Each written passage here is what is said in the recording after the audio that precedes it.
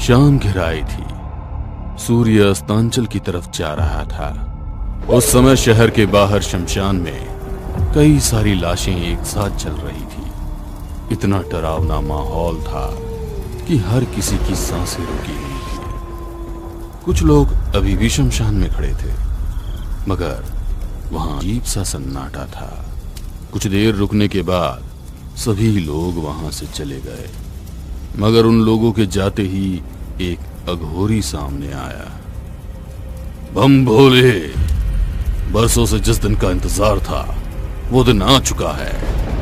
एक साथ 11 लाशें जल रही हैं। सबकी आत्माओं को तंत्र क्रिया से अपने वश में कर लूंगा।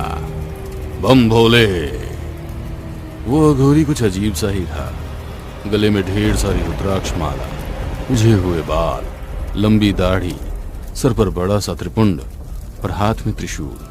पूरे शरीर पर मुर्दों की राख लगाए काले कपड़े पहने हुए वो इतना भयानक लग रहा था कि अंधेरे में कोई उसे देख ले तो दहशत से ही मर जाए।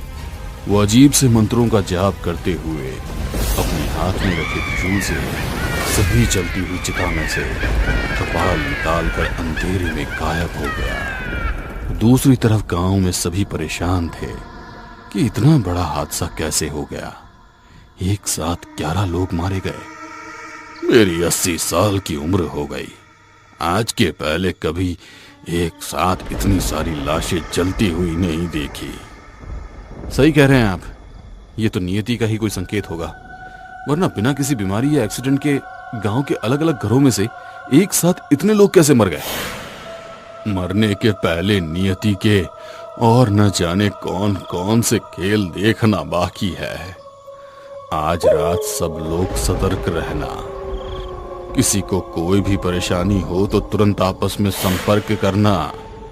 कल रात जैसा कोई हादसा न होने पाए।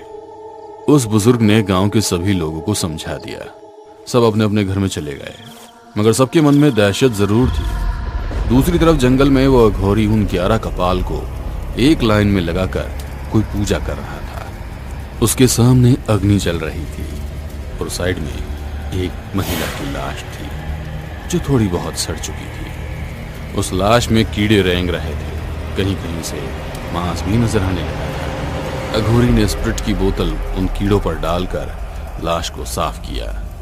उसके बाद उस महिला के शरीर पर मुर्दों की राख लगा दी। बस कुछ देर की बात है, तुम जिंदा हो जाओगी, लौट आओगी वापस। ये कहते हुए अघोरी कुछ मंत्र जाप करता हुआ कभी काले तिल तो कभी सरसों उस हवन की अग्नि में डालता जा रहा था। अंधेरे में उसके द्वारा किए हुए मंत्र जाप उस मंजर को और भी भयानक बना रहे थे। सामने रखे हुए कपालों की आंखें लाल अंगारों की तरह दहकने लगी। दूर कहीं जंगल में जानवर रोने लगे। कुछ चमगादड़ अघोरी और उस लाश के ऊपर ही उड़ रहे थे। गुस्से में अघोरी ने उन्हें देखा तो सभी के पंख चलने लगे और वो एक एक करके उस हवन कुंड में गिर गए। अघोरी की आंखें चमकने लगी। रात के 2 बजे वो उस लाश को कंधे पर लेकर नदी किनारे पहुंच गया। आधी रात के वक्त उस लाश और अघोरी ने नदी में जैसे ही स्नान किया, लाश ने अपनी आंखें खोल दी। कुछ हलचल होने लगी। ये देख अघोरी के चेहरे पर मुस्कुराहट आ गई। वो लाश किसी और की नहीं बल्कि अघोरी की पत्नी की ही थी, जो कुछ दिन पहले लंबी बीमारी के कारण मर चुकी थी।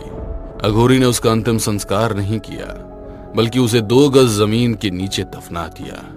मगर किसी को भी यह नहीं पता था कि अघोरी के मन में क्या चल रहा है। पत्नी के मरने के बाद अघोरी हर हाल में उसे वापस पाना चाहता था। उसके लिए उसने शिव शंकर की आराधना छोड़कर शैतान की आराधना करना शुरू किया। 1 महीने तक शैतान की आराधना करने के बाद उसे पता चला कि यदि एक साथ 11 लाशें जलें तो उनकी चिता की राख और कपाल की मदद से उसे दोबारा जीवन मिल सकता है। एक साथ 11 लोगों को मारने के लिए तांत्रिक ने एक पिशाच किया और गांव के 11 लोगों को नींद में ही मौत के घाट उतार दिया। कोई कुछ नहीं समझ पाया कि रात में गांव में क्या हुआ। पूरा गांव दहशत में था, मगर सिर्फ तांत्रिक को उन लोगों की मौत का रहस्य पता था। जैसे ही रात को वो लोग मरे, अघोरी अपनी गुफा से बाहर निकला। उसके हाथ में एक फावड़ा था। अपनी पत्नी के कपड़े के पास पहुंचकर 1 घंटे की कड़ी मेहनत करके उस अघोरी ने अपनी पत्नी की लाश को 4 फीट गड्ढा खोदकर जमीन में से बाहर निकाला। इतने टाइम तक जमीन में दफन रहने के कारण लाश की हालत खराब हो चुकी थी, मगर अघोरी पर तो जैसे कोई जुनून सवार था।